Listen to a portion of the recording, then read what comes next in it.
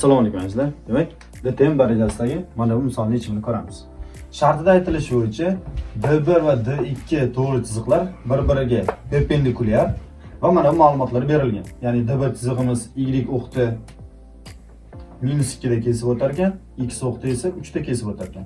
Va ikkalasi bir-biriga perpendikulyar bo'lsa, D2 chiziqning x o'qi bilan kesishgan nuqtasi absissasi topilsin. Misol uchun shu x1 ni top deyapti. Demak, savol shunday. Endi nima qilamiz? Birinchi masala biz bilamizki, ikkalasi ham to'g'ri chiziq. Demak, to'g'ri chiziq tenglamasi D1 teng bo'ladi qandaydir K1x plus B1. D2 teng bo'ladi, demak K2x plus B2. Keyin birinchi qoida, demak eslab qolamiz. Ikkita to'g'ri chiziq bir-biriga perpendikulyar bo'lish uchun, ya'ni ikkita to'g'ri chiziq 90 gradusda kesish uchun ularning k'lari ko'paytmasi, ya'ni K1 ko'paytirilgan K2 -1 ga teng bo'lishi kerak. Demak, ikkita to'g'ri chiziqda K1 bilan K2 ni ko'paytirganda -1 chiqsa, bu ikkalasi bir-biriga perpendikulyar bo'lar ekan. Biz hozir D1 ni bemalol yasab olishimiz mumkin.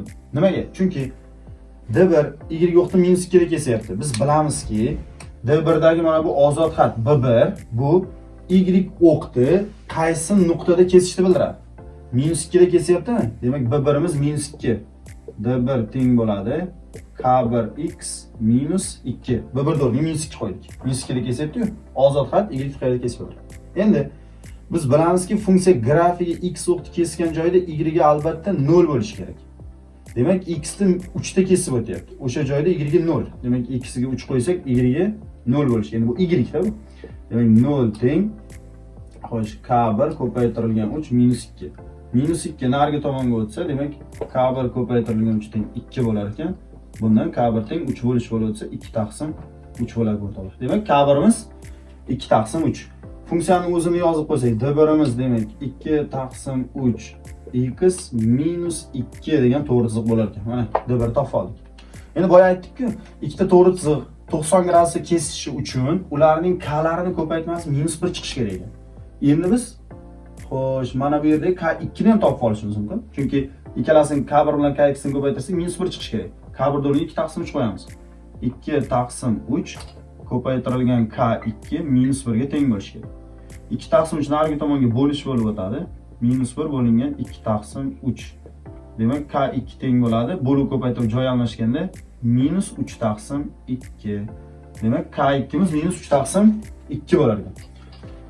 Ikkinchi funksiyani yasashni boshlaymiz. Demak, D2imiz K2 ni o'rniga -3 taqsim 2x plus B2. Bizga faqat B2 kerak. Uni qayerdan topamiz desa, uni mana bu nuqtadan topamiz.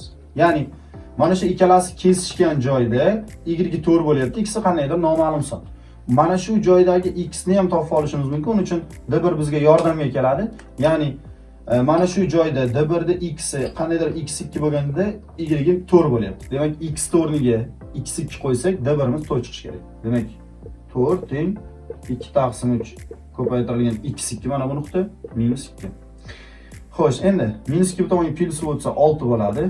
2 taqsim 3 x2. 2 taqsim 3 ko'paytirishga bu tomonga bo'lish bo'lib o'tadi. 2 taqsim 3 teng x2. Shunda bo'luv ko'paytirib joy almashadi-da, 6 kara 3 taqsim 2 teng x2 bo'ladi. 6 bilan 3 qisqarib 3 qoladi-da, x2imiz bundan 9 degan javob chiqar ekan. Demak, mana bu nuqtamiz 9 ekan o'rtoqlar, mana shu nuqtamiz. 9. Endi demak 9 u to'g'ri nuqta. Shunda mana bu bizda 9 u to'g'ri nuqta bo'ladi. 9 u to'g'ri nuqta D2 uchun ham xizmat qiladi. Demak, x ga 9 qo'ysak, mana D2imiz 4 chiqishi kerak o'sha joyda y-imiz. Demak, 4 teng -3 taqsim 2 x plus b2. X o'rniga esa biz 9 qo'yapmiz o'rtoqlar. Chunki mana 9 chiqdi-da, mana nuqtamiz. Shunda 9 3 ga ko'paytirish bo'ladi-da, bu tomonga plus bo'lib keladi. Demak, 9 kira 3 27, 27 taqsim 2 teng b2. Umumiy maxraj beradigan bo'lsak 8, 8 bilan 27 qo'shiladi-da, o'z-o'zidan b2imiz 35 taqsim 2 degan javob bo'lar ekan. B2imiz demak 35 taqsim 2. Endi B2imiz 35 taqsim 2 chiqdi. Demak, funksiyamiz yasaldi. Demak, D2 bizda -3 taqsim 2x plus 35 taqsim 2 bo'ladi.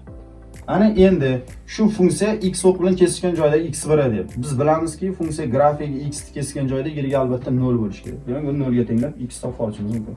0 teng -3 taqsim 2x plus 35 taqsim 2.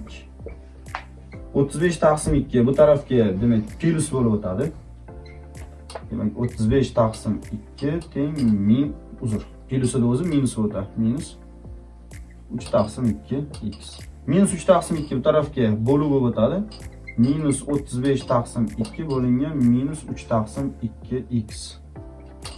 Bo'lib ko'paytirib joy almashadi. Ikkita minus plus ketadi. Ikkilar qisqarsa ikkisimiz 35 taqsim 2 degan javob bo'ladi. Demak, D2 x o'qini kesgan nuqtasi, ya'ni x birimiz 35 taqsim 2 degan javob bo'lar ekan. Xo'sh, qilgan ishimiz birinchi o'rinda D1 D2 edi. K1 bilan K2 ni ko'paytmas -1 ga 90 gradusda kesishadi. O'shandan foydalandik va D1 da yasadik. -2 da kesyapti. D1 y yo'qdi. Demak, K1 ko'paytirib x -2 bo'lishi kerak. Va x o'qni 3 da kesyapti. Demak, x ni o'rniga 3 qo'ysak, D1 da o'zi 0 ga teng bo'lib qolishi kerak. Y ga. Shundan k ni topdik. K1 imiz 2 taqsim 3 ekan. 2 taqsim 3 ni K2 ga ko'paytirsak, -1 chiqishi kerak. K2 ni topdik. K2 bu ikkinchi to'g'ri chizig'imizda, mana o'ylab ko'rib qo'yganmiz. Keyin, xo'sh, funksiya yasaldi-yu. D1. D1 yasalgandan keyin x nechadir nuq bo'lganda y ga 4 bo'lyapti ekan. Demak, x ni o'rniga mana x2 qo'ydik, x2 nuqta dedik, y ga 4 bo'ldi. O'shandan x2 ni topdik, 9. Demak, mana bu nuqtani koordinatasi 9 va 4 ekan. 9 va 4 keyingi funksiya uchun ishlaydi, kesishib turibdi ikkalasi. Demak, 9 qo'ysak, demak D2 4 ga teng bo'lishi kerak. O'shandan B2 ni topib oldik va funksiyani o'rniga mana qo'yib qo'ydik. Ikkinchi funksiya ham yasaldi, keyin o'shani 0 ga tengladik. Chunki x kesgan joyda 0 ga teng bo'lishi kerak. O'shandan x chiqdi. 35 taqsim 2 ekan javob.